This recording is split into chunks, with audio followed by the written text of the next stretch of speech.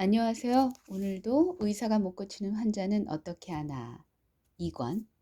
병 못 고치는 의사 엉터리 의료제도 황종국 선생님이 지어주셨습니다. 울산지방법원 부장판사, 전 부산지방법원 의료전담 재판장이셨다고 해요. 한때 파이낸스업이라는 것이 전국을 휩쓴 적이 있다. IMF 사태 이후였을 것으로 기억한다. 그 업은 고객이 투자한 돈을 벤처기업이나 부동산 개발, 영화 제작 등에 투자하여 단기간 내에 투자액의 몇 배를 돌려준다고 선전하여 불안한 경제 상황에서 방황하던 돈들을 다단계 판매 방식으로 엄청나게 끌어모았다. 그러나 그러한 선전은 애초부터 불가능한 것을 허위로 떠벌린 것임을 조금만 들여다보면 금방 알 수 있는 것이었다. 당연히 파이낸스사를 창업한 자들은 대부분 그 돈을 흥청망청 쓰다가 얼마 지나지 않아 거대한 부도를 내고 잠적하였고, 민사 형사 간의 엄청난 사건과 소송들이 벌어지는 바람에 수사기관과 법원은 그 뒤치다꺼리를 하느라고 한동안 곤욕을 치렀다. 그런 사건들의 처리에 파묻혀 지내면서 항상 의문스러웠던 것이 왜 처음부터 사기가 명백한 짓을 엄청나게 하고 있었는데도 수사기관이든 금융감독기관이든 전혀 사전에 단속을 하지 못했느냐는 것이었다. 대형 건물을 분양하는 건설업체들이 명백히 거짓말을 하면서 분양을 하고 있는데도 전혀 단속이 되지 아니하여 분양받은 사람들이 나중에 속았다고 집단으로 고소를 하고 소송을 하면서 몇 년을 시비하는 사건들도 덜어보았다. 이런 큰 것들은 단속과 규제에 눈 감고 시민들의 일상생활에 관한 것들은 공정한 조사를 하는 것이 아니라 처음부터 선입견으로 단정하여 때려잡으려고 덤비는 경향이 있더라는 말이다. 국민 위에 군림하고 국민을 억눌러 권력을 과시하려고 하는 습성과 생리가 아직도 공무원들의 의식 속에서 사라지지 않고 있음을 법조계에 종사하다 보니 심심찮게 본다. 때로는 분통이 터지고 때로는 가슴이 아프다. 요즘 그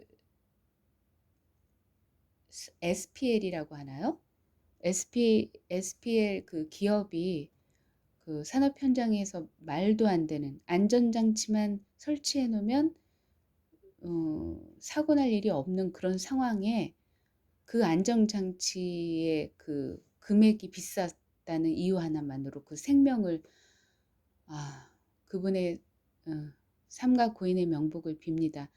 사실 이런 기업들은 그러니까 윤리적 소비로서 사실 우리가 재판을 해야 되지 않을까요? 그러니까 물론 이게 법정이라는 곳이 어,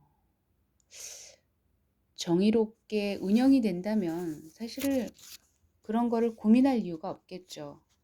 하지만 그렇지 않다면 사실은 우리들의 깨어있는 의식으로 그런 그 매너리즘에 빠져 있는 공무원들을 어떤 일침에 딱 벼락처럼 정신을 차릴 수 있게 하는 방법은 우리의 그 윤리적 소비에 있지 않을까 싶습니다. 그 독일 청년들은요, 사실은 윤리적 소비, 말하자면 교통수단을 여러분도 아시겠지만 유럽은 따닥따닥 붙어 있잖아요. 그래서 사실은 그러고 또 이제 그래서 교통수단이라고 하는 것이 뭐 비행기도 있고 전철도 있고 버스도 있고 다 모든 게 통행이 되잖아요. 그 경계가 그래서 이제 그 대기 오염을 줄이기 위해서 비행기보다는 기차 뭐 비싸 저 기차값이 비행기 값보다 비싼다고 하더라고요. 근데 그럼에도 불구하고 기차를 선택한다고 하더라고요. 그러니까 이제 그것은 윤리적 소비의 산물인 거죠.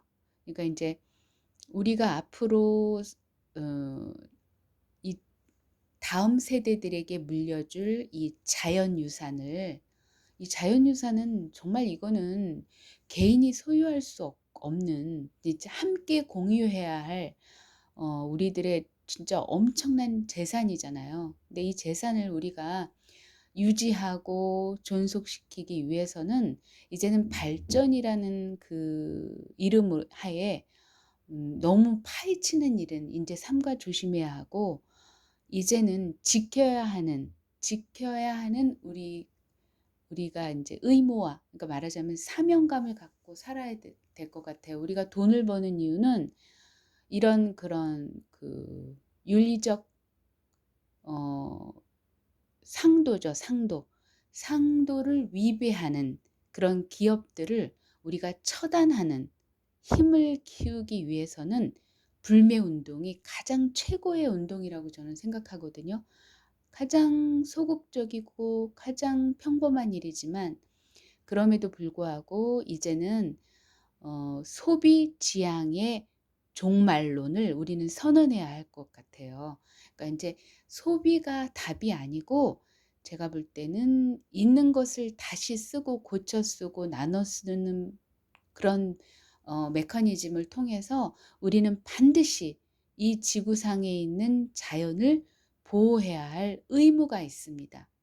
그래서 사실은 제가 다음 카페에 글을 가끔 올리는데요. 그 글 속에는 인제 그런 이야기가 있습니다. 제가 쓴 글인데요. 물론 인제 많은 그 성경 말씀에도 있는 말들을 이제 제가 끼워 맞춰서 넣은 얘기죠.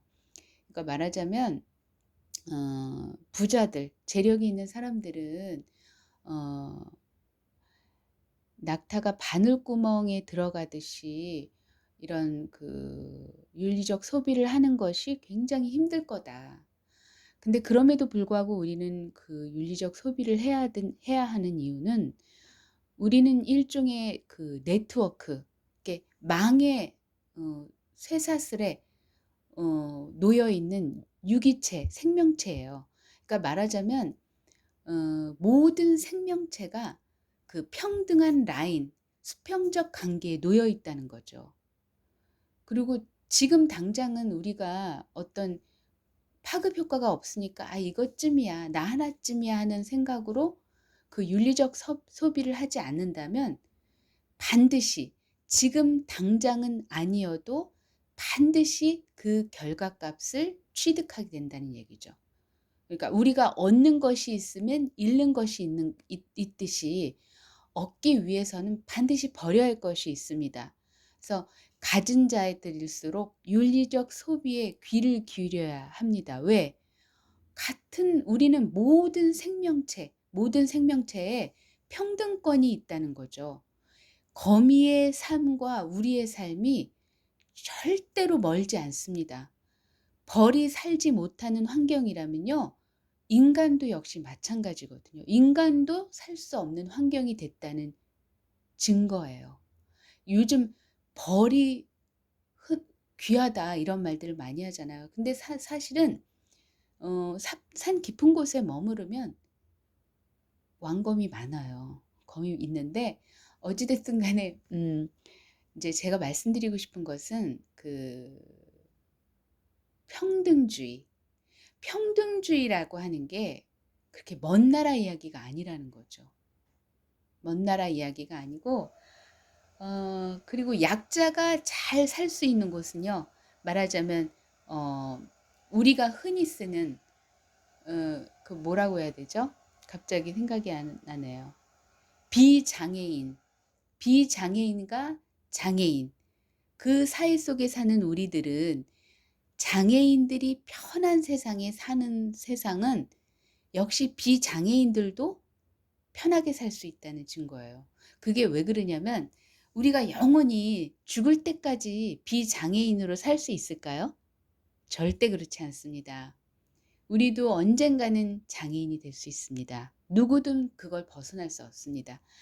그러니까 장애인들이 편한 세상은 비장애인에게도 편한 세상이 될 수 있다는 거예요. 약자가 편한 세상은 누구도 편한 세상이 될 수 있다는 거기 때문에, 그리고 선진국일수록 정신이 많이 고취되어 있기 때문에 이 사상을 너무나 잘 알아요. 언제든 자기가 장애인이 될 수 있다는 사실을 절대 망각해서는 안 돼요. 우리는 언제든 장애인이 될 수 있습니다. 그거를 항상 가슴에 새기셔서 그 버스 속에서 어르신들이 있을 때 내가 조금 건강할 때 벌떡 일어나서 양보할 수 있는 그 정신, 그 힘, 그런 그 마인드는요. 화평을 부르는 마인드고 당신이 편하면 내가 편할 수 있는 거고 이런 작은 것에서 역사는 꽃이 핍니다. 아름다운 역사는. 여러분 오늘도 역사를 창조하는 날이 되시기를 바랍니다. 감사합니다.